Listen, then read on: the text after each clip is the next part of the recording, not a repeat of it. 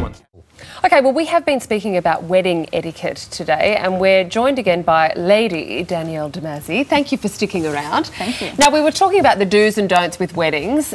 What do you do when you know you've been stuck on the dud table? Because there's always a dud table at a wedding. Is it kind of rude to go up to the bride and groom in jest and go, oh, got the dud table?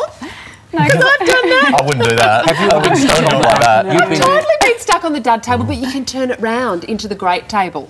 Oh, absolutely. Or you're on the singles table, or you're on the rowdy table, which is closest to the bar, or pretty much halfway out the door.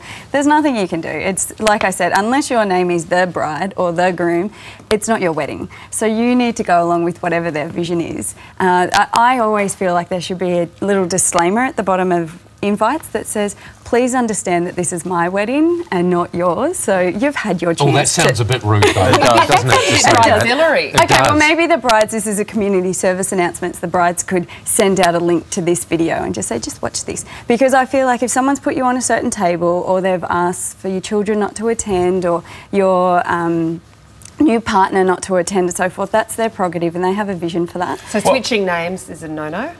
I've done that. Oh, really? No, wait, can we cut that? I haven't done that.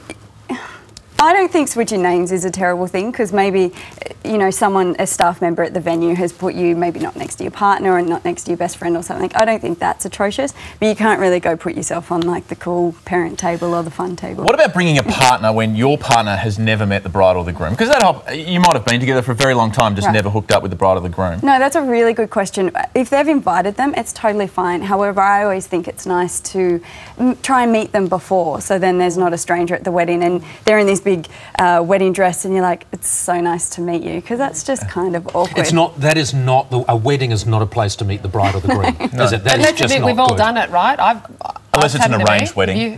No, I've never done it. Oh. I can't remember the last wedding I was invited to. What about RSVP etiquette? Because obviously it's different nowadays. People RSVP on Facebook and Twitter and a whole bunch of different things. Is there still the onus put on replying to those things? Hugely. They need to know, and they need to know numbers. Plus, generally there's a wait list. So if someone can't go, they need to say, okay, well, it's disappointing that you can't be there, but then they call the next person in line. But they need to put it out there and make it pretty clear on the invite again.